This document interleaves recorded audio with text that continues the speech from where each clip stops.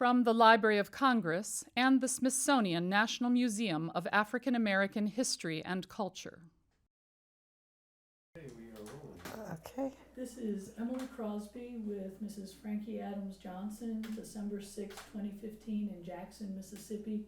We're here with the Civil Rights History Project, co-sponsored by the Library of Congress and the Smithsonian National Museum of African American History and Culture.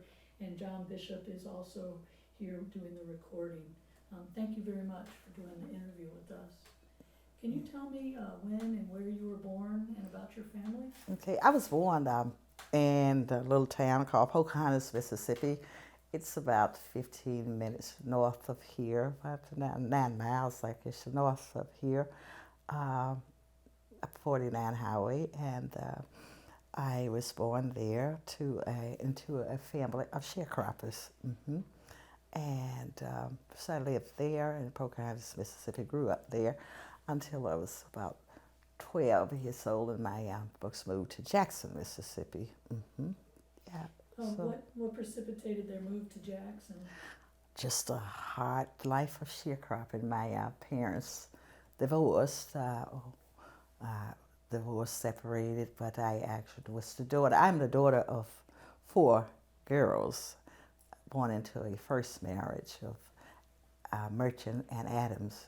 Okay, my mother was a merchant, my daddy's an Adams, and so my mother, pretty much during my upbringing in Pocahontas, Mississippi, I was raised by my mom and the village, really, my mom, my grandparents, my great-grandparents, and so just the rigor of sharecropping and being a single parent, and so my mother got pretty much was tired of that sharecropping life, and also she was a domestic worker, and so she grabbed our children up and moved us to Jackson, Mississippi. What kind of work did she do in Jackson? She actually started out as a domestic worker here in Jackson, but she remarried, and for the first time she was a homeowner, became a homeowner here. She must have liked that. She did like that. Yeah, that was liberating for her. It was liberating for her because it actually landed her in a position of being one of the, in terms of a local businesswoman. She ran a mom and a pop, took a mom and a pop store and turned it into a booming business here in Jackson. What was it like for you? How old were you when you moved to Jackson? I think it was about 12, between 12 and 15. 12 and 15. I would have to go back and just doing that period. Around the early teen years. What was it like for you to move to Jackson? It was really interesting. It was depressing. Yeah. Because it seemed to, then I grew up, and I actually I liked the freedom of that the rural offered, and when we got to Jackson, because my mother did not own property, so we had to move into a very cramped up into a small apartment, and so it was kind of depressing. It took some adjustment to get used to the freedom of being able to just roam and run around in the woods and all of that stuff. I'm a nature girl. I love country living. I still do. Yeah. I can appreciate that. Yeah. What were your schools like?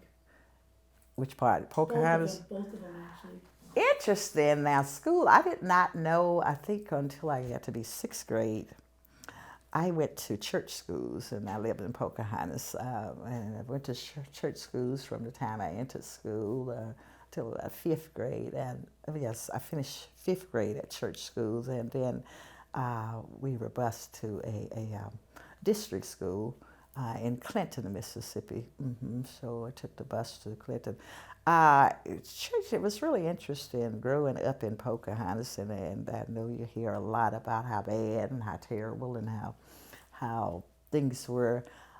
I actually enjoyed my schooling in Pocahontas, because I grew up Pocahontas was like a village.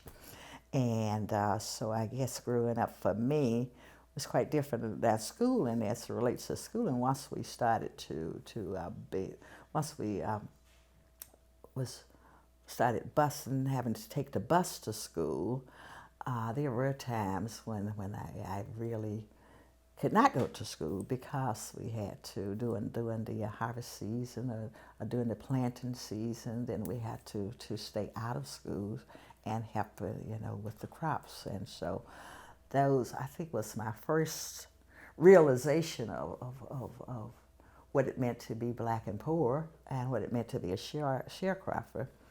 So schooling, once the times that we could go to school, I truly enjoyed going to school, and the camaraderie of other students, so. When you had to stay home and work in this school, you said that's sort of your first realization. That was kind of a first realization of what it meant to be black and poor, growing up black and poor. I began to wonder about who I was, because and going to school before I went before I went to district school where we had to take the bus to school, we had to walk to one of the church schools that I attended. My mom was constantly moving too because we were sharecroppers, so we lived on different plantations, and on one of those plantations we had to walk through to get to the church school that I attended. We had to walk to through town, where it was basically Pocahontas is a very small place, so there's a little strip of paved streets where whites lived, and so we had to pass through the town and the paved streets and walk the paved streets to get to our church school. And I think those kind of experiences, because I basically growing up, rarely did I get to see. We knew that there were the others, and that the other people were not good people, and that's how I kind of grew up, knowing that there was a white world and there was a black world. But in terms of really knowing, I haven't experienced what that world was like. We were pretty much protected from that world, and I think having to walk through the town and walk to our house, it's in the realization of difference and what it meant to be black and poor began to hit me and cause me to wonder. I wonder a lot because I grew up in a religious environment also, and so one of the things that caused me to wonder about was God. Was that I had an active imagination, and so I would wonder about things, so that if God was we had images of what God must look like, and but it was always those images was that he was a white God. And if he was a white God, and then these people who didn't like black like me, then how could he possibly like me? So it's those kind of things growing up that I in terms of differences and racial issues, wasn't until about 1954 when Emilye Crosby got killed, was murdered. That just from our appearance and the fear that prevailed in our community, really made me start wondering, and we just heard talk about what happened, but we never really knew that there was this little boy about our age who had gotten killed, and so our parents were so very, very frightened for us. So I think like issues of race and racial consciousness began to form in my head, during that time. And so the schooling is what you asked about, and I think just particularly having to stay out of school, I probably because education in the black community is always stressed. Our parents, my great-grandmother taught us before I even went to the schoolhouse. My blind great-grandmother had taught me my alphabets and how to count, and so schooling was always important to me because of what was encouraged and stressed as a family, and so having to not be able to attend school during certain periods, it really left a lasting impression on me in terms of why did we have to stay out of school, and Did your mother or anyone else actually talk to you about it, or were you just sort of overhearing these things? They never talked about things. Yeah. Things weren't talked about so much in our household. I heard a lot of stuff from sitting around, sitting under the quilting frame, actually, because I was quite nosy. So I would hear, you know, particular ladies would sit around the quilting frame, and I don't know if well, you should, because your mom was just. So the quilting frame, you kind of, you know what that's like, right? It's sort of like raised up. Yeah, so it's raised up, and you know, a group of women would sit around the quilting frame, and you could hear all kinds of stories when sitting around the quilting frame. And so I would hear stories. I heard stories about the people who lived on that white strip, you know, with the white picket, with the houses, the white houses, and the picket fence, and so most of our parents, particularly the women, worked in those houses, and so I hear really crazy, wild stories about, you know, how mean some of those people were, and about my parents. You know, when I saw that movie, The Help, I said, I'm real familiar with that, because I've heard those kind of stories from my parents. And some experience when my mother worked in one of the domestic in one of those houses, I do recall going to visit with her, and so we would always have to go to the back door, and she would sneak us food out of the back door. We never could go into those houses, and so those kind of things began to make impressions on me, you know, about and the question of why, you know, yeah. What was your schooling like when you moved to Jackson? When I moved to Jackson, the neighborhood that I went, there were three black high schools in Jackson. The one that I started high school, actually started high school when we moved to Jackson. So probably when you asked me about moving from, it was transition from junior high to high school, and I actually went to the newest of the three black high schools, which was Sam and Brinkley. And it was interesting because it was the newest of the black high schools, and it kind of had the top of the art equipment. And so we still, I think we were still using used books, but there were a lot of things that school offered that the other three schools, the other two schools, the two older schools did not offer. And that was my high school years was some of the richest, was my richest experience because of the activities that the school did offer. And I think we did not, right up until the Freedom Riders came, I was not, you know, once I began school here, then I life missing the freedom of Pocahontas and the freedom of running around. Once I began school here, then I began to really get into liking Jackson a little bit more. It was school life that really got me to really like my experience here in Jackson. But it was during that time, though, that I think probably a year after we moved here, I believe it was the Freedom Riders, because I think when Mama moved us here to probably about in Jackson, probably about 59, so the Freedom the Freedom Riders came, and that's when things began to shift for me, and things began. I realized things were happening in Jackson, and one of my classmates' father was an NAACP man, and a lot of things was happening here in Jackson. And again, it was not talked about. My parents still didn't talk about things to us, but there was. To your classmates about it? Well, what happened is that. I'm sorry, let me interrupt. You're about a sophomore in high school when the Freedom Rides come, something like that? Yes, right? yes, Okay, yeah, okay. yeah. Right, Sorry to right. interrupt. And the course, I remember our course was a government, I believe it was government,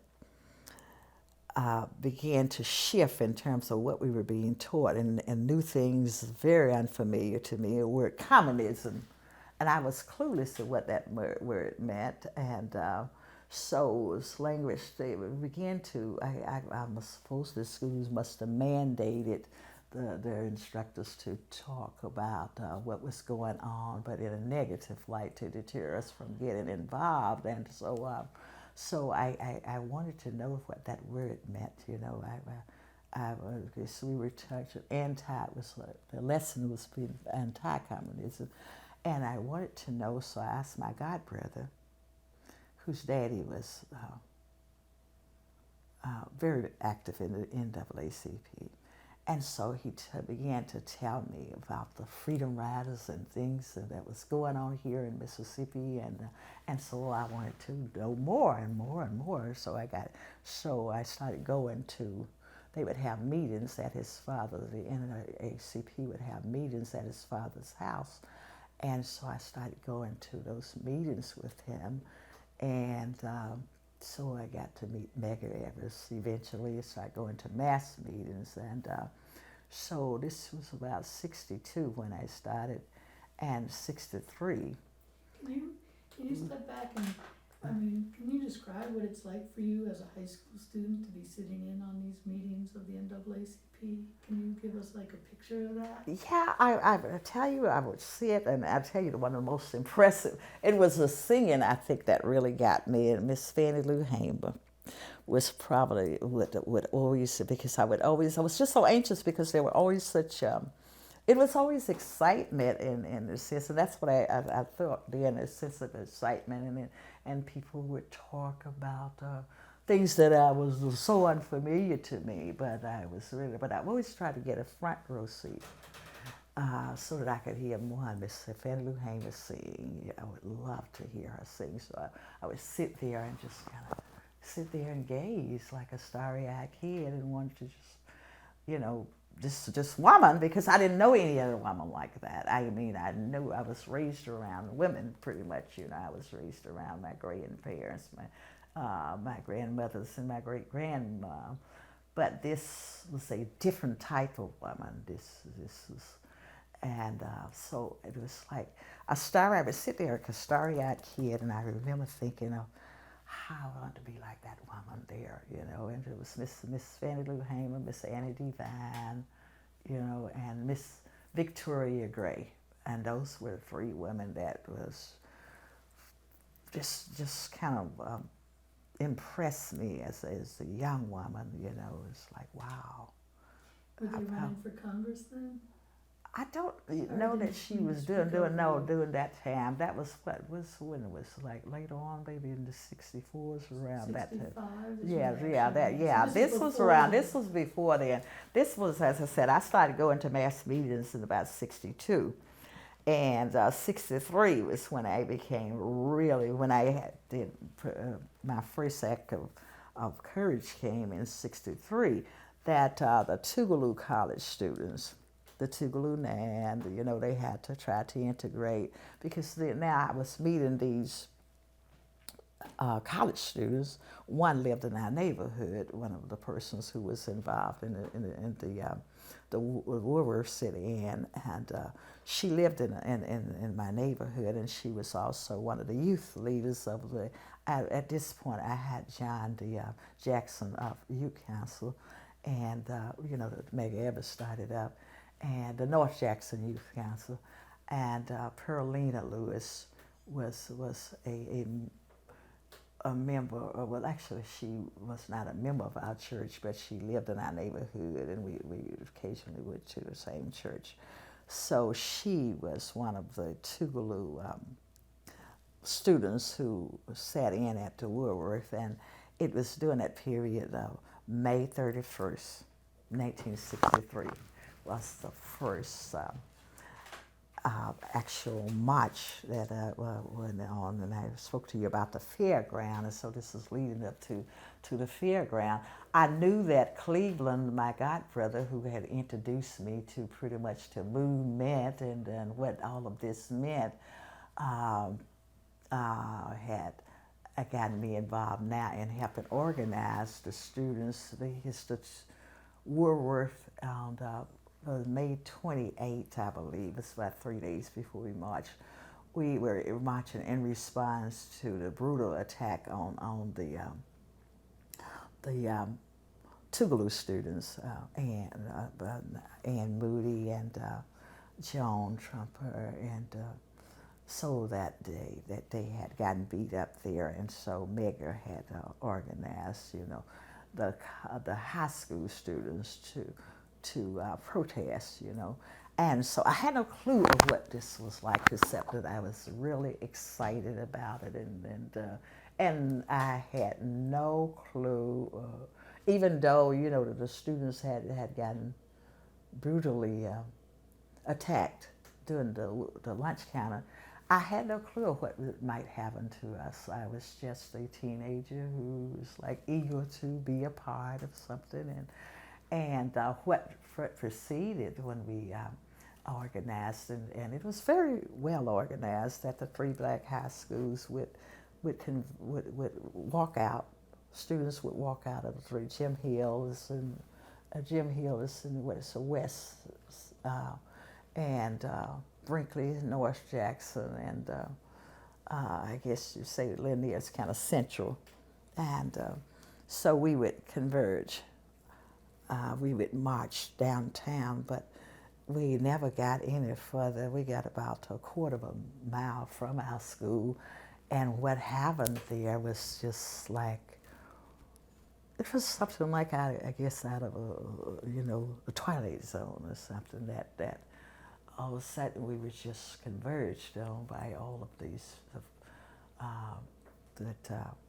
the Thompson tank, and it was just trucks and garbage trucks and whatever vehicles that just came in, and surrounded by all of these police with guns and helmets, and it was just like I say, something that I see in the Twilight Zone or something, because I don't know that anybody prepped us, and I was trying to remember that were we ever prepped. I don't know that we were ever prepped. Maybe we were probably just young people just not paying attention. Oh, we're gonna go, we're gonna march. That's all I knew. We was gonna march, and so. But what happened afterwards, and being taken to the fairground, and I don't know if anyone told you the story of the fairground, but where they housed us, and it really felt like later on I did liken it to a concentration camp, and Megger also likened it to. I was just reading some of his stuff, and he also likened it to a concentration camp. Once I realized what a concentration camp was, I was like, we were treated like that, that we were put in where the livestock are kept during the fair, and just concrete floor, no cots, no anything. And so that night, when you were talking about Earth, we're talking about forming this circle, because it did feel dangerous. It felt dangerous to be surrounded by so many men. And so many, at that time there were no black, so you got really red beat-faced looking white guys, with guns cocked, and that's the way they kind of walked around with their guns kind of cocked. And I think I saw something like that when I saw the movie Serafina, yeah, and where they walked around, and they guided us with guns, and they said very nasty things, and tried to, set fear in us. And we did, well, the guys, formed a circle to protect the girls, and so that was basically the way we had to protect ourselves, was to kind of just band together, and enclose each other in this circle. What was your godbrother's last name? Donald Cleveland Donald. He's now deceased, but really he was very active. He was eventually he became one of the youth leaders. Yes, he was the third. Well, see, there was James Meredith was the first black man to attend Ole Miss. Then Cleve McDonald, I believe it was. And of course he got expelled because they think it was a gun, they found a gun, so he was still going to prick into Cleveland. Cleveland was the second, because Meredith did complete Ole Miss, and Cleveland was the second to.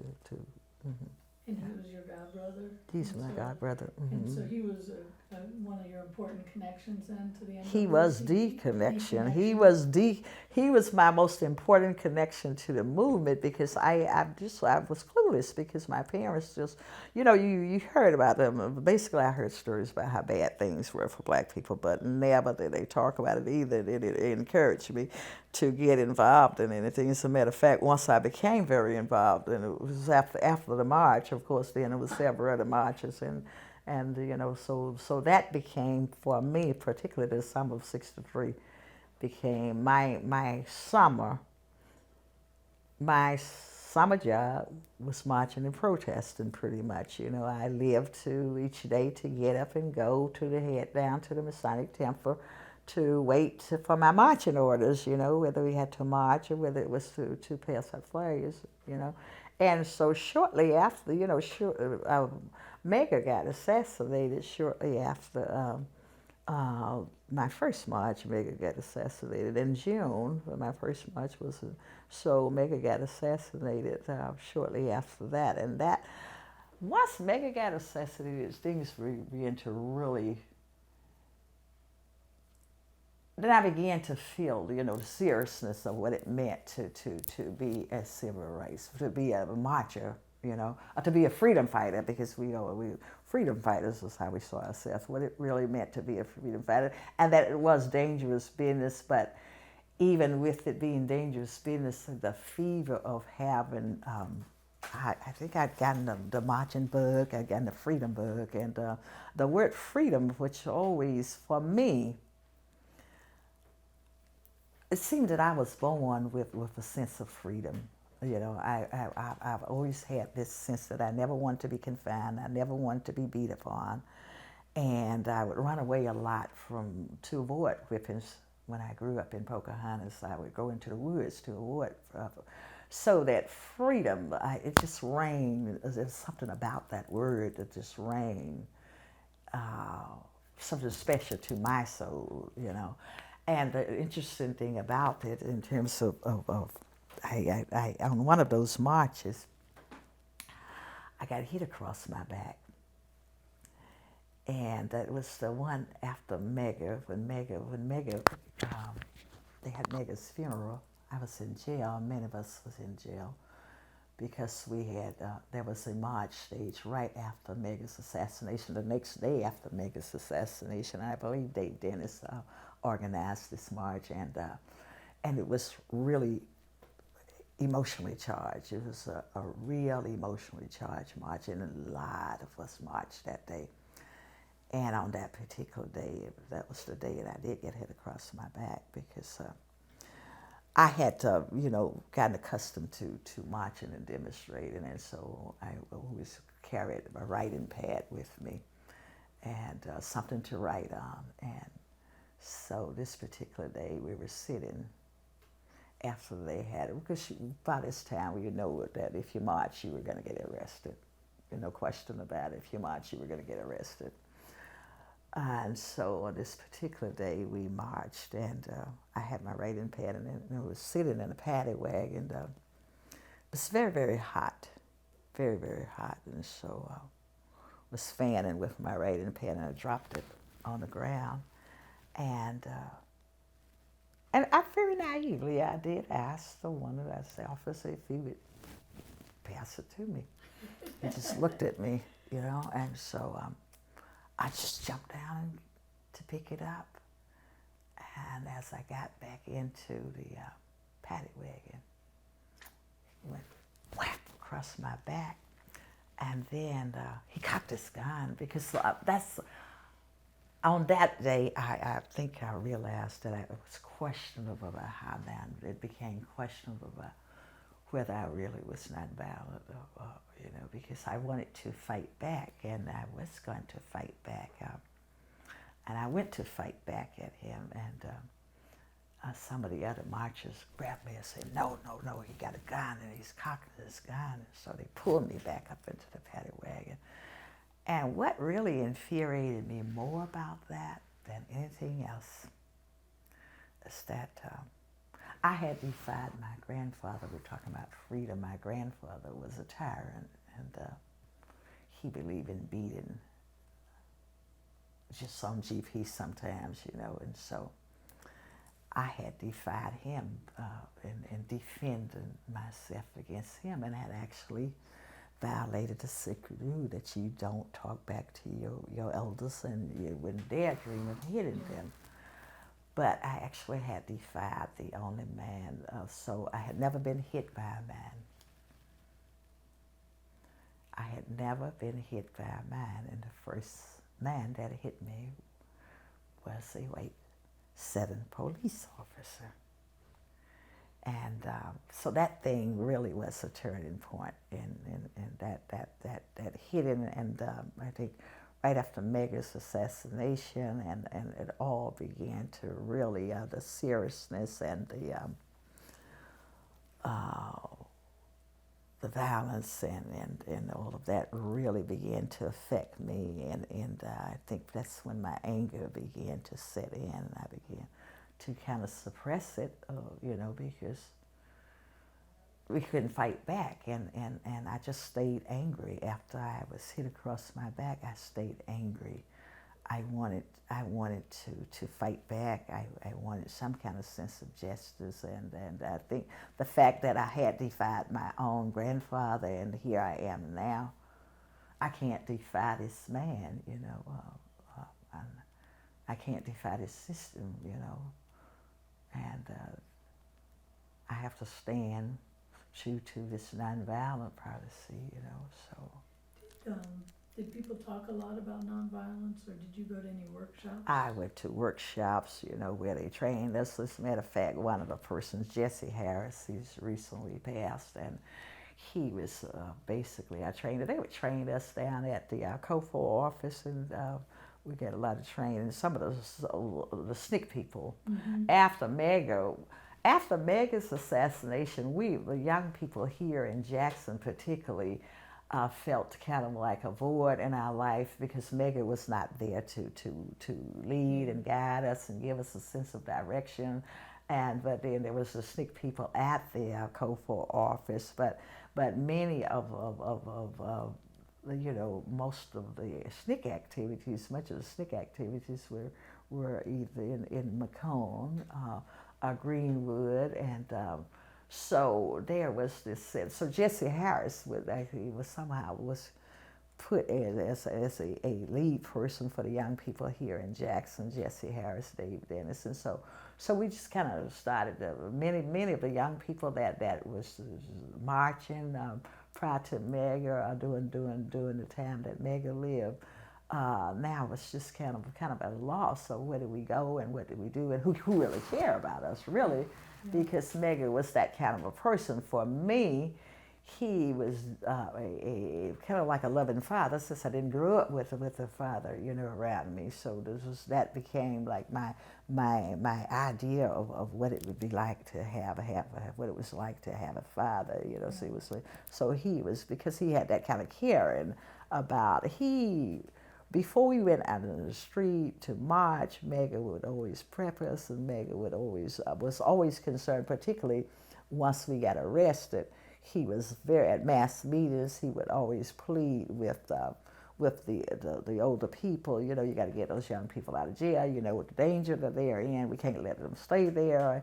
And he was that kind of a caring older person. So many of the young people just kind of faded out. Many of the young people that was going on regularly on marches kind of faded out. But Cleveland, I, and a few others, we stayed through the summer, and the summer of '64 came, and I went to Tougaloo College. Can I ask you a couple other questions first, Yes. before we go on to that?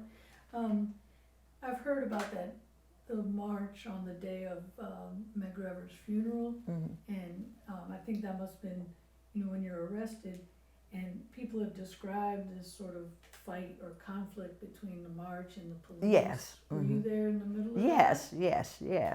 And I think it was probably one of the first times that I actually saw the dogs, and the water hose, and all those scenes that you see in the eyes of the bride. But when I see it, and I think they focus a lot in the eyes of the bride on what happened in Alabama, with the little boy was in Alabama. But those kind of things was actually happening right.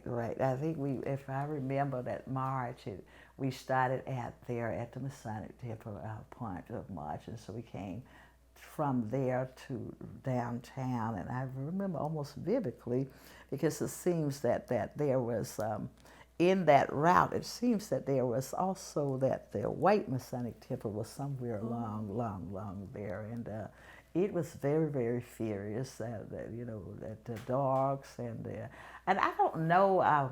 Because one of those marches, I remember Martin getting, and I don't know if it was the Meredith's march, but I do remember Martin getting beat in one of those marches. Yeah.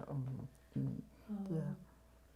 And how did your mother and your other family members react to you being in my the movement? mother, she tried to, when my mother would go off to work, then I would just kind of sneak out of the house because she would tell me, I don't want you going back down there in that mess, and she would call it that mess, so I don't want you going back and you need to stay out of that. And well, one, she feared because the woman that she worked for threatened my brother, was my brother and I out of our family. My brother and I were the marchers from our family. And so the woman that my mom worked for actually did after she came because she came to pick him up from the Fairground. And so the woman told him that she would personally beat him if he got back into one of those marches, So she was willing to bail him out, but then she's... Well, they were just with you at Or the just fairground. picking- They just released you. They just released you? Yeah. And so, but it was your mother's employer that came? to Yes, get him? yes. The mother's employee Was it brought my Michelle mother to Cobb? get him, Okay. and so she threatened him that she would beat him, personally beat him. He helped it, of course. He helped me because he thought that my mom should have stood up, And so, of course, being young, we didn't realize,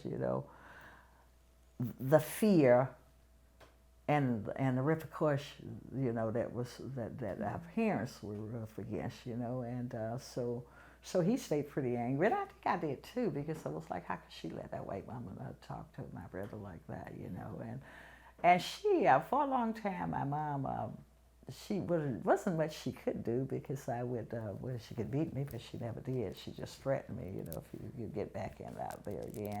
She was more upset because she blamed me for that the first time we marched. They did not discriminate against the marchers and the spectators. So they just rounded all the children up. So when my mom came home, and that would actually they had watched, I think when she tells the story that before she died, she'd tell the story about how all the maids were, when the white folks went around, they would try to sneak a call to find out, it's your job down there, and how they was fearful, they were going to lose their jobs, and so that first night, my mom my brother, it was all four of us still home. So my brother and my two younger siblings had gotten just pulled in. My brother and I had we were a part of the organized march, but a lot of the young kids that was on the sideline watching, because my younger brother and my younger sister were still in junior high school, and the Brinkley was junior and senior high.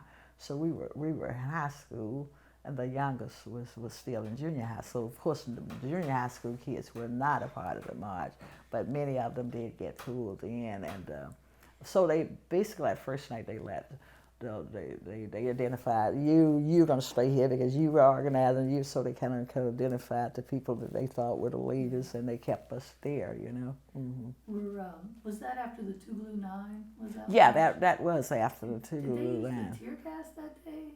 They did. They surely did. As a matter of fact, it was terrible. It was the dogs. It was the water. Now, I don't know if the tear gas, I remember tear gas more on Lynch Street, when we were the tear gas stuff. But I don't know if it was tear gas, but I do remember the water and the dogs. I remember that really clearly. I remember the dogs rearing up, just really clearly, Mm-hmm. Did you know any of the older, like the college-age students, like Coley Liddell?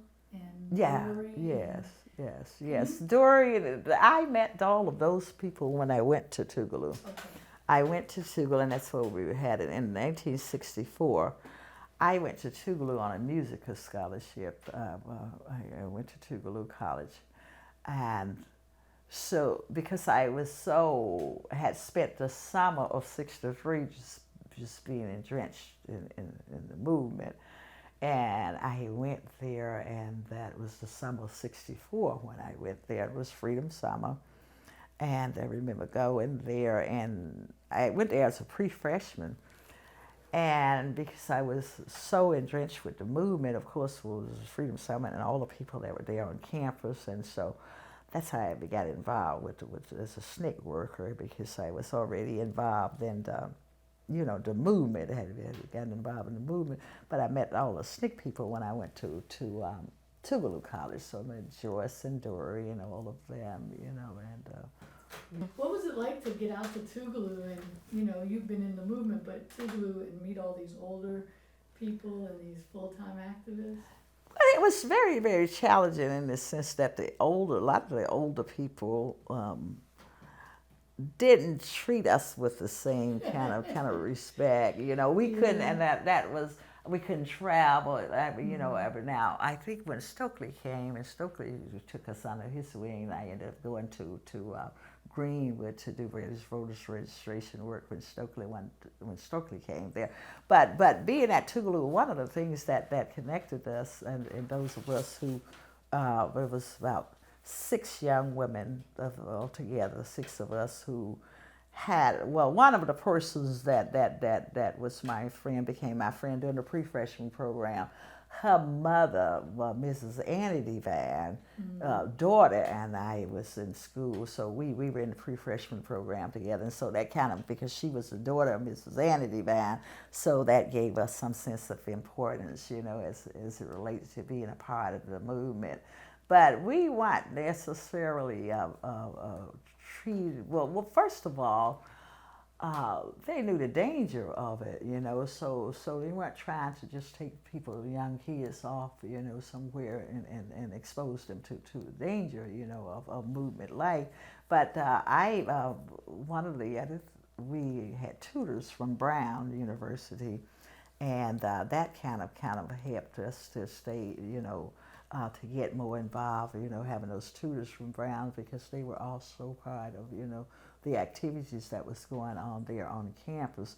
But one of the biggest challenges that I had is that I was so involved in it. I mean, my whole being at Tougaloo College was supposedly, it was there for the pre-freshman program. That's what got me there.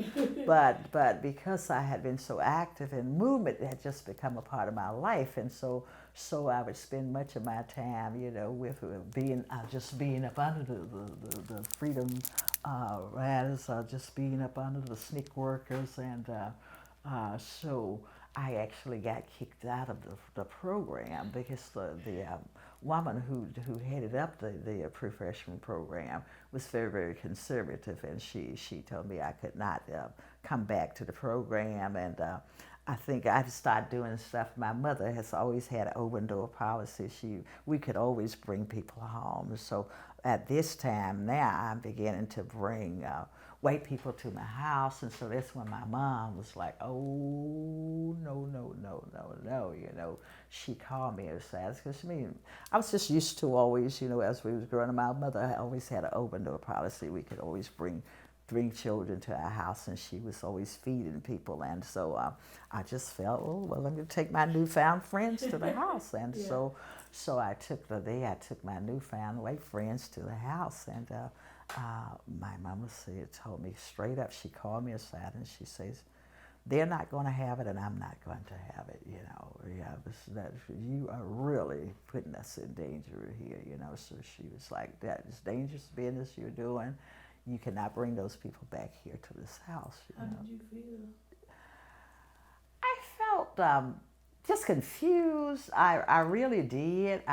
Because right now, I'm still not sophisticated. What I felt Oh wow, that segregation had. Once I got to Tougaloo, because it was it was a nice mixture of.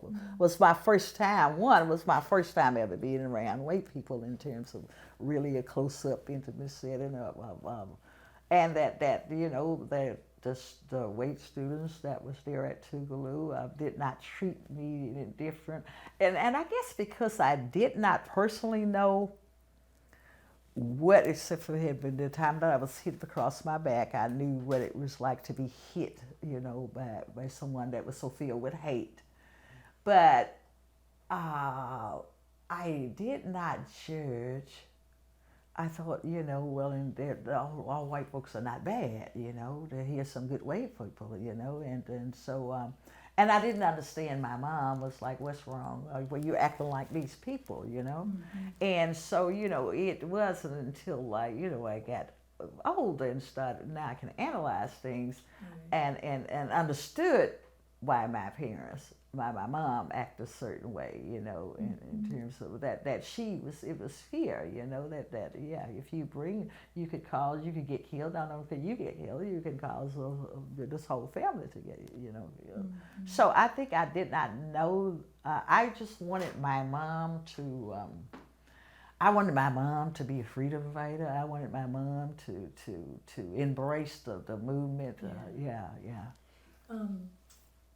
Can you tell us what Mrs. Devine was like?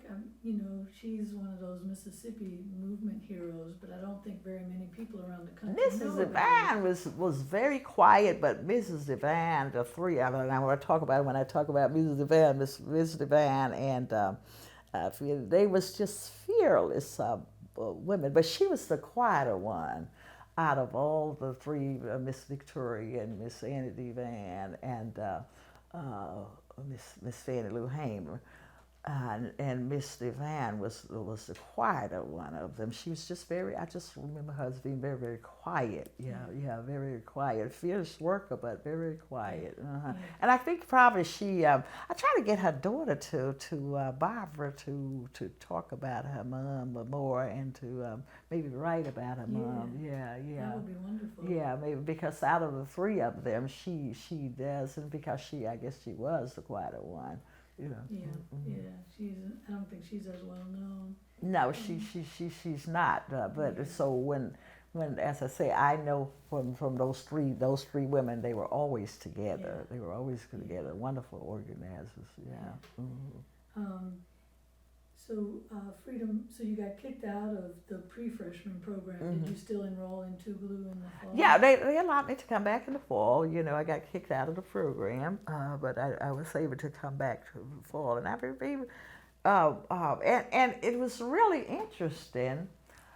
I kind of got kicked out of Tougaloo is known as the hotbed of the civil rights movement, but then everybody at Tougaloo was not necessarily progressive. Because I remember when the director, Mrs. Towns, Dr. Towns, and so really interested because now you have students who have mixtures of opinions about her. But I think she was one of those type people that she just wanted the talented hand, she wanted well-behaved students, you're here for this and all of that stuff there is not why you're here. And she kind of allured to that when she kicked me out of the program. She did say, because, you're spending too much time involved with those people, So, so they're all of the people at Tougaloo, people will say, well, Tougaloo is hotbed of the movement, but everyone at Tougaloo did not necessarily, even my choir director, I probably, now that I've met Joyce and all of the women, I wanted to be rugged looking like them, and so when I went back, doing the fall semester, so I wanted to take on this character, what it meant to be a civil rights sneak worker, and the ladies, the girls was wearing overalls, and they were nodding their hair up, napping up the hair. And so I was there on a musical scholarship. And so my choir director, who's also very, very conservative, great, wonderful choir director, one of the greatest here, but now was not particularly interested in movement activities, So when whenever we had to perform, he would pull me aside and say, "Now, young lady, you're going to have to straighten that hair."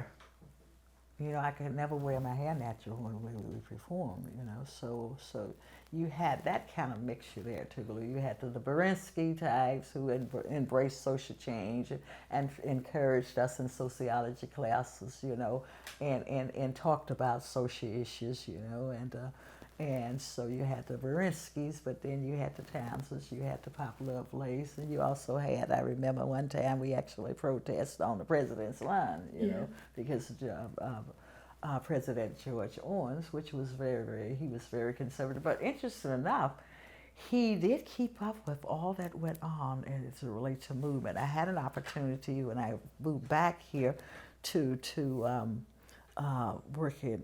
do some volunteer work at the archive, and I had an opportunity to work on his papers, and I actually found out he had such a rich collection of the civil rights, of all the activities that was going on, and I actually reading his files, organizing his papers.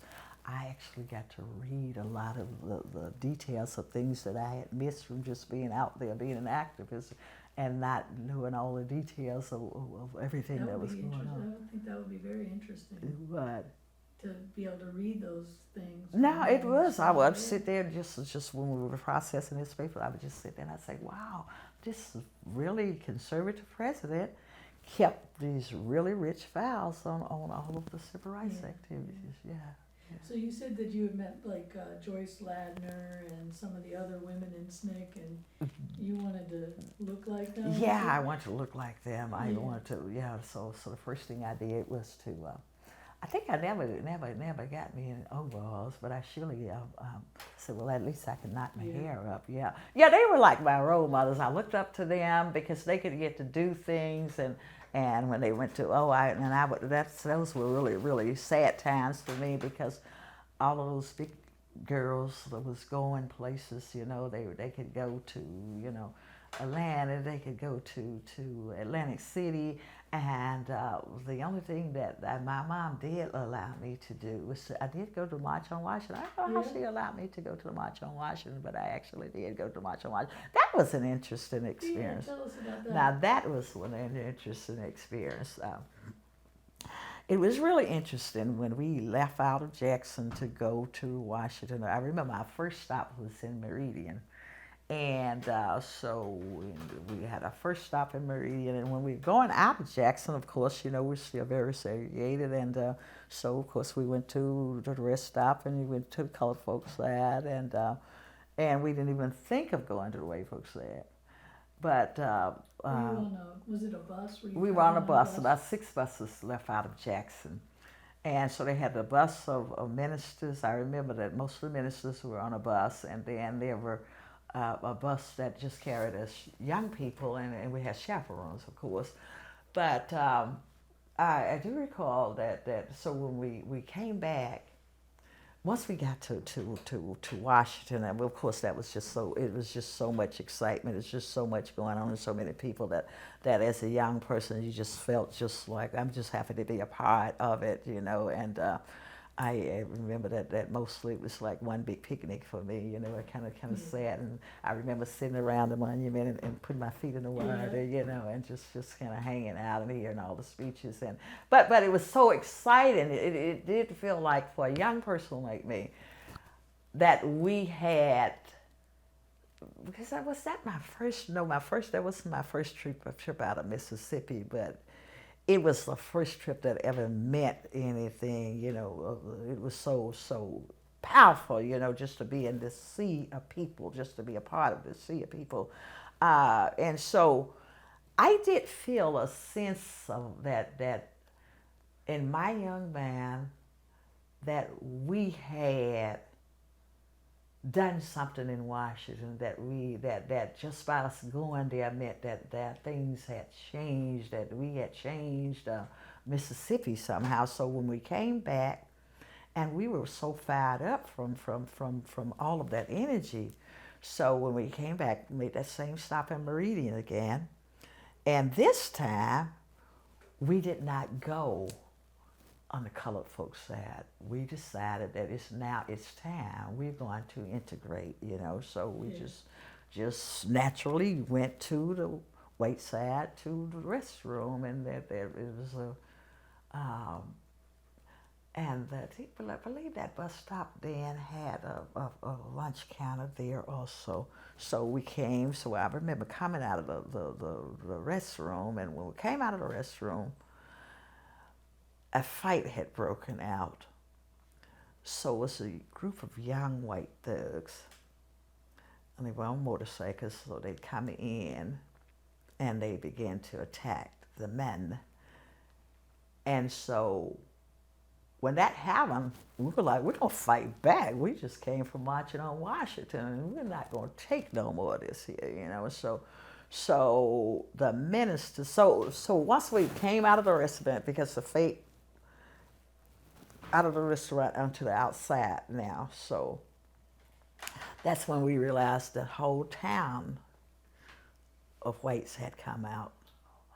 It was a mob. They had come out, and they actually were not in Klansman uniform, but it was a Klan mob. So they were. I remember they were all kind of dressed in black and white. They were not in Klan uniform, and. So what happened, the gang of thugs had initiated the attack, but then the mob began to throw things at us, and it was just crazy. So the ministers got between us, because we were in a fight. We were like, we aren't going to take, at that point it was like, enough of nonviolent, we're going to fight back, And so we were actually prepared to fight back. Well, I say prepared, we were attempting to fight back. And the ministers got between us and the mob and pleaded with us to please get back on the bus. So eventually they got us quieted down, and we did get back on the bus, but we were told by, I guess, the sheriff or whoever, that we were like, we demand a hearing, and so we wanted to see the judge, and so they told us to come back sometime. It must be, and I'm trying to remember the days. It must have been when we got back. It must have been a weekend. And so we went back the following week for hearing. And we were told then that the judge was gone fishing. So we don't know if nothing ever became of it. But before I left Mississippi, I mean, Mega had gotten assassinated. It's just in terms of right up front and close to things, the deaths and the violence that affected my life. And there was a young man here that got shot down and witnessed that down on Lynch Street. And so I think after that, and my mom actually began to get concerned, because I really was getting, I was angry a lot. And so my brother and I and a group of kids, we would sometimes just, particularly after the March on Washington, and we came back, and because that just stirred up a different kind of anger, that yes, this will not stop. We're going to continue to get beat up, and then we cannot fight back. And so that's what we were told. And so once there, I believe it was 1967 when this Ben Brown got shot down here on Lynch Street. And I don't know what the nature of that protest was, but the details of it. But I do remember us marching on Lynch Street. And I do remember that by this time the National Guard had been brought in for this demonstration. And I think it was something going on over at Jackson State. It was when Connie and Benny had taken the bus, and the Tougaloo students had left to go to support the students. Something that happened with students at Jackson State. It wasn't when those not when those two guys, Green and right, it wasn't the no, it wasn't that. But something that has happened to Jackson State, and because Jackson State students have always been forbidden was that when they drove through the white, when the whites would drive through the campus and injure students? Yeah. And Ben Brown, this young black guy, they had told us, I know that the National Guard had come out on this particular march here, and this particular protest. It was a protest right there on Lynch Street. And so in our training, someone had told us that the National Guard would not shoot unless fired upon. So a lot of us had, because of all the things that we were experiencing in terms of the brutality, you know, this was after the Meredith March, you know. So we had began to do things that really could have gotten us killed. Now I can say it, but then we were just young, you know, and angry. And so I think we were throwing something at them, and they turned around and just pop, pop, pop, pop, pop, pop, pop, pop, pop, pop, pop. And so we were running into Alice and wherever we could run. And at the end of that evening, Ben Brown had been killed by the National Guard. Did you know him? Just from one of the many kids that I knew from, not like he wasn't from my neighborhood, he was from out there in West Jackson, around the college. He lived around there. But so a lot of the kids, you know, I did not necessarily know from all the other schools. You know, when we met up at the Masonic Temple, we pretty much knew each other from there, but not personally, you know. Yeah. So it was kind of after that my mom was she really became very concerned, and so she wanted me to leave Mississippi, and so I left. She called my oldest sister, came for the summer, and so she said that I could go back with her to New York, and so once I got to New York, Was this about 67? yes, it's about 67. So once I got to New York, I didn't know anything else other than the movement. So I was disconnected because I went to live with my sister, and my sister lived in the suburbs of New York, and so I started longing for this connection of movement. You know, I started longing for that connection, and so in New York, what seemed to have been going on. There was kind of like a culture. They were more into getting into African culture and all that stuff. So I started going to meetings from White Plains, New York, into Manhattan, with a culture nationalist group of women. Baraka, you might have heard the name of Baraka's wife, and some of the others. So this was more culture, yeah. So a meeting with those.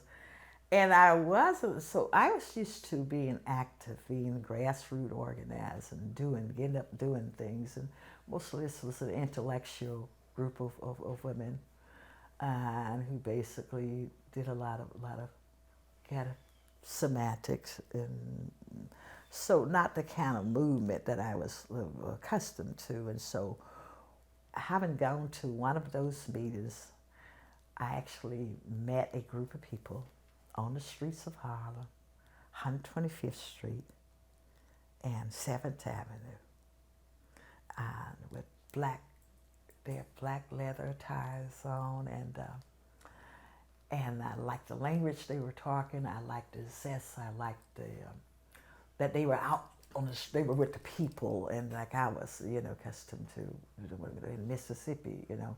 So I was impressed, and I inquired, you know, about, you know, who they were. And so I don't know that I'm trying to remember, I don't know if I had heard of Black Panthers. So this was probably at 68, yeah. Yeah, this was like maybe the spring of 68, right? Spring of 68. And so I wanted to be a part of that group of people. I mean, it seemed to be the thing that I was looking for to fulfill the void of not having movement activity in my life. And so they didn't have a branch of the Black Panther Party in White Plains, New York, and So at that time to travel there, and so I was still young, and I didn't know much about getting around, taking trains, and so to ask me if I wanted to start a branch of the Black Panther Party in White Plains, New York. So then my life drastically began to change. They brought someone in from, I think, California, and they helped my sister and I to set up a branch of the Black Panther Party in New York. And so at this time, So your sister was on board? She was on board. She Yeah. was really on board. At this time, I was working at, so when I first went to New York, I started teaching at a home parochial home school for children. And so shortly after that, I started teaching at a daycare center. And so I really just thought, I don't know, I think I thought that everyone was becoming conscious of this movement stuff, and because that was just my world. And so I started taking my Black Panther papers to work with me. And of course, that job didn't last. Not everybody was on board. Not everyone was on board with that, you know. So I started I started a liberation school with the young kids that I was working with at the daycare center. At the same time, a lot was going on in White Plains, and once I began to become politically conscious there in New York and look at the issues kind of, it was different that we were fighting, you know, a lot of segregation and that kind of stuff here. But what was happening there in New York is that Black people were living very, very poorly. And then there was what they call it, urban renewal then at that time. That's pretty much what they call the regentrification now. But what it was urban removal, because then Black people were being moved from their homes and moved into tenement buildings. And my sister's home, the home that we lived in, was one of those houses. And so that became an issue there in White Plains. And so I got very involved in that issue. And the building that they had put us in after they took over, you know, our neighborhood, and as a matter of fact, it's a shopping center there where we used to live. Now they built a shopping center there in White Plains, and so the high-rise building that they put us in, they had a daycare center there. So I began to set up my own. There became a fight there was a conflict of interest because I wanted to start a daycare center in the building that we lived in, and the agency that I worked with wanted those buildings, so that became a conflict. And then so I got very involved in that you know, fighting against urban renewal there in White Plains. And eventually, just we get cut through some of the chase my work with the Black Panthers. I was moved because of the organizing that I was doing there in White Plains. The Central Committee moved me, wanted to place me in where it was most needed, or what they considered was crucial, you know. They moved me from White Plains and placed me in Brownsville, New York, and it was probably Brownsville was one of the biggest ghettos, and South Bronx was probably next to South Bronx. I don't know, the two of them probably running neck and neck and being the biggest ghettos in the city. And so I was placed there, and I was the officer of the day there in Brooklyn. Yeah. Can you explain what that means? What does that? You said Officer of the day means that you're pretty much in charge of all the activities that goes on, you know, and overseeing the office and the daily activities. So I know people have very strong opinions in several different directions about what it was like to be a woman in the Panthers. What was your experience? Well, one thing what it was like there was, the opinions do vary. I think in New York, being a Panther woman in New York, was a bit more liberating, and that we truly did. That men there seemed to have a bit more respect for women leadership, and so than when the California guys used to come through, they thought that it was just okay that when they came through that it was okay to have socialistic sex, what they call it, you know. And so that was a California attitude, you know, yeah, I was seeing that they would come with socialistic sex, and then we weren't too down with that. But overall, that in terms of decision making, that women did get to participate in decision making, and women could hold, you know, office such as the officer of the day, you know, hold key positions. Now, don't get me wrong, that people think that I guess it was just all the way equality. No, there was a lot of chauvinism. You know, we did it. It was if you were a female and had a man to protect you, you know, because there was this attitude that you know, we're socialists and we should, you know, we don't get hung up on you know, the traditional way relationships, and so it was definitely challenging, you know, to be a female when it came to sex, you know, when it came to families. So that was one of the, when I look back in retrospect, I do think that we spent a lot of time serving the people and kind of forgot, you know, kind of got lost along the way that our families were also part of the people. And so families did we began, you know, I eventually got married to a painter, and so as a result of being married to a painter man, many of us ended up seeing a parenting, because many of the painter men ended up in jail, you know, and I also had my own challenges in terms of that life. As you know, that we did experience a lot of confrontations with law enforcement, and so as a result of that, many of us, I'm probably one of the few women who actually survived a very turbulent experience, you know, being a Panther woman, and that I actually did live underground for about 4 years, and I gave birth to my youngest daughter, you know, when I was on the run.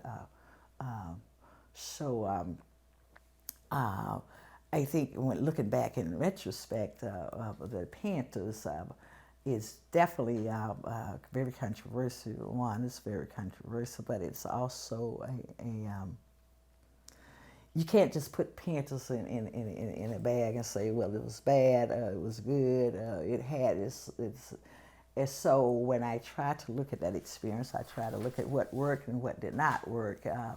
I think as families, it did not work well in terms of raising a family. I think it worked well in terms of challenging the system and looking at much broader than just civil rights, and looking at human rights issues, and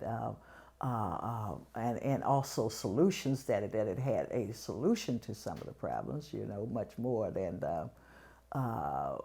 it had programs that really addressed the issues that really affected, which was housing.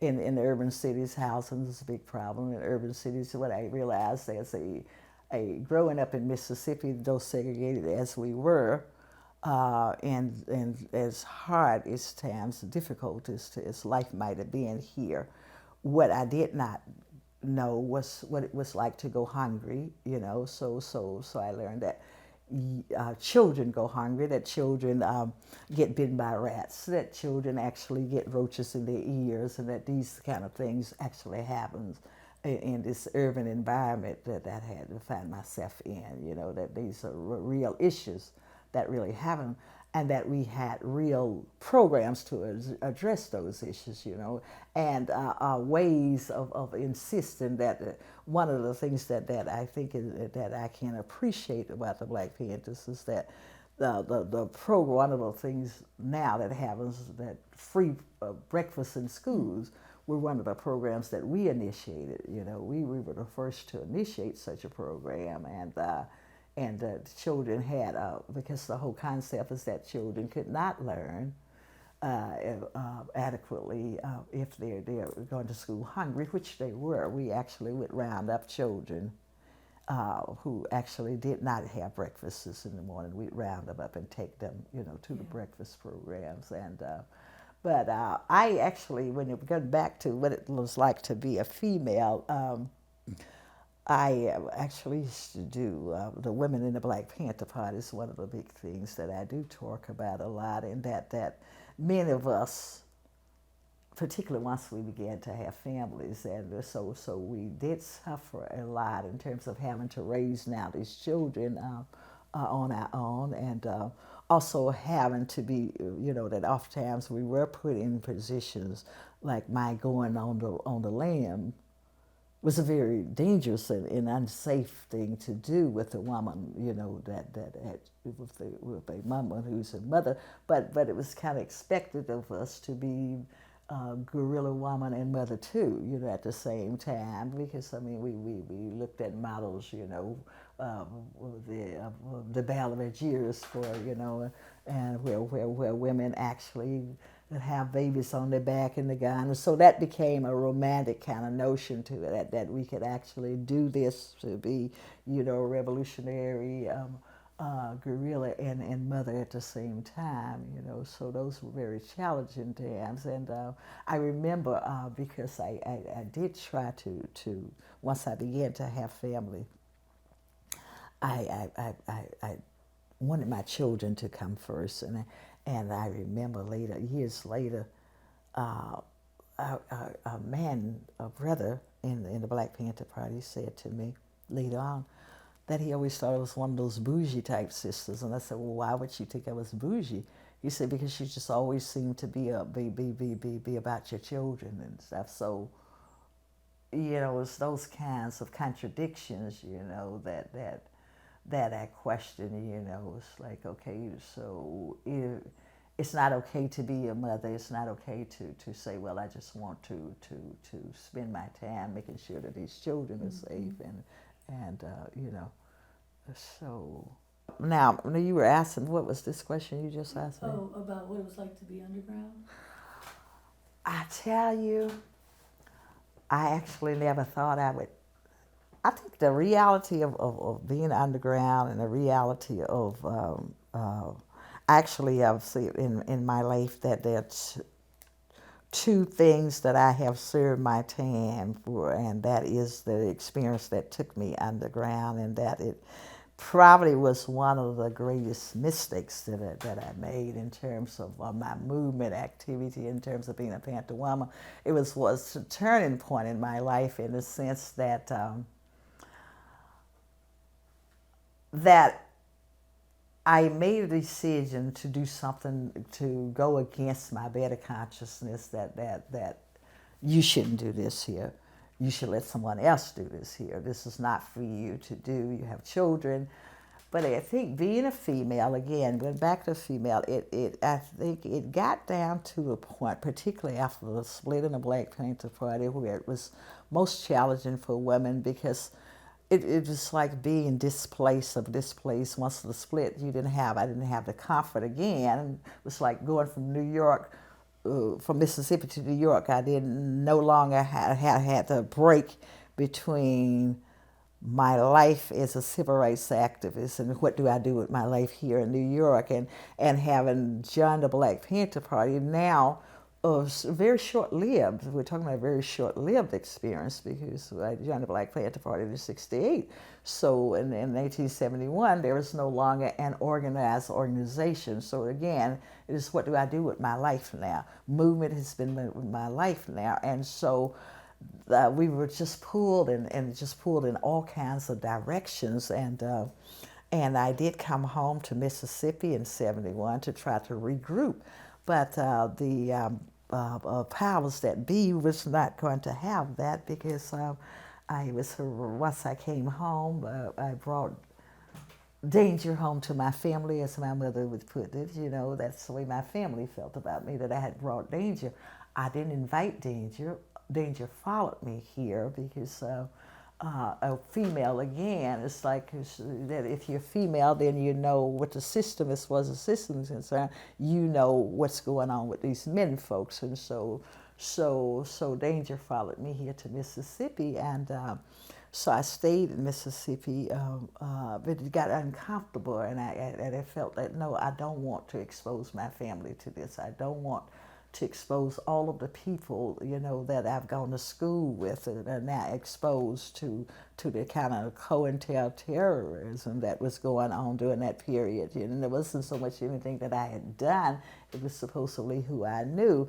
And so with that kind of pressure, I found myself back in New York, and what followed that is just, I'm just still feeling kind of displaced. It's like, movement is the life that I've known, and so what do I do? And so I did find myself gravitating to more of the radical wing of the split in the party. And so an incident in 1864 sent me on the run. 74? Yes, it did send me on the run, but it was an incident in which I my better judgment say, don't do that, because that's not for you. You have just children, and but however, it did send me on the run, and so I stayed. I had my baby on underground. My baby daughter was born underground, and so there was I think having a child on the ground, I was, you know, it was I had to go into a safe area with a group of my birth squad was a group of white women who were the underground people, and so I stayed there until I had my baby, and once I had my child, I had to make a decision of now. So it was a turning point in my life. So I did have to make a decision that, because this is very, very dangerous now. This is where life had really gotten dangerous, in the sense that, wow, this is life-threatening dangerous, because now people that I'm with are getting killed, they're going away and they're not coming back. They're either going to jail, they're getting killed. And so what I eventually had to do was to just separate myself to protect myself, you know. And so that is pretty much, it was rough, to say the least. It was rough. I managed to get my children back with me.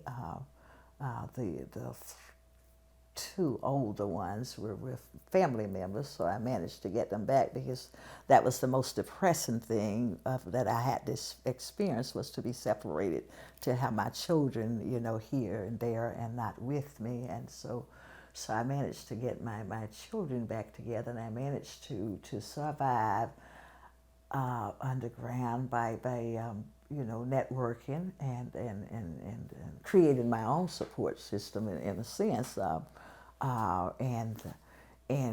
So 4 years I lived 4 years underground, and my children, knowing that I could not, my children would grow up not knowing their grandparents, not being able to have a normal life like other children. All of that went into play in terms of me making a decision of how do I get myself out of this situation that I found myself in, and how bad, and to really look at how bad this situation is and what are my options. And so I did. After 4 years of that life, I began to explore my options of clearing myself of the situation that landed me there.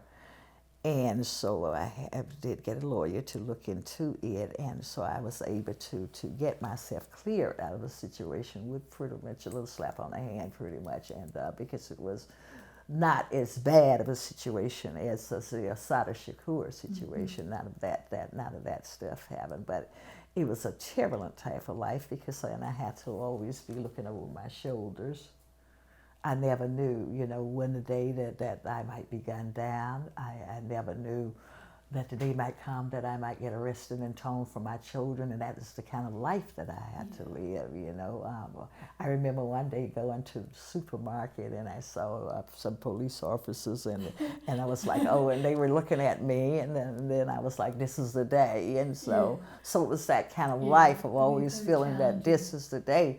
And so that was 4 years of that, and then once I got myself cleared up, my husband ended up in the biggest mess. And so I ended up doing, instead of the 2 years probation that I had gotten, I ended up in the whole 5 years because of that man they called my husband. That's what I was told, you know. So it was, so I think you had something else to Well, I was ask. just going to say, are there any final thoughts you have or things that you would want young people or others to know about your work, civil rights, human rights in Mississippi with the Panthers?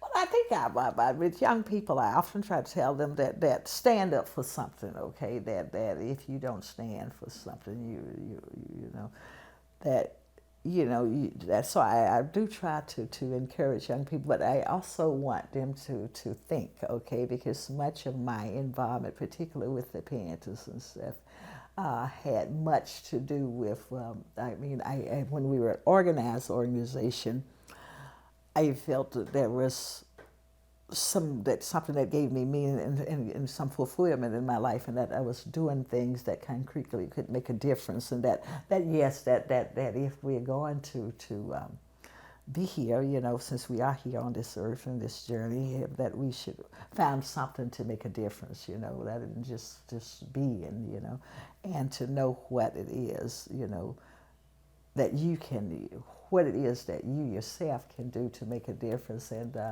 not blindly following, you know. So I think, you know, that's one of the things that I discourage, not to blindly follow, and that a lot of young people, particularly when it comes to the Panthers, a lot of young people want to know about the Panthers, but there's the romanticism. So basically, I want to know the good, the bad, and the ugly. You know, that I advise young people when studying the movement to. What I found is that now, even with doing this interview here, I'm wondering how much what do we tell people that young people tend to think that we were just kind of born, that we did super things that's beyond, you know, that I didn't know anything about politics when I be open to new ideas, but to also find what really works for you, you know. Yeah. Thank you. Thank you very much. Appreciate you doing the interview. Wow. This has been a presentation of the Library of Congress and the Smithsonian National Museum of African American History and Culture.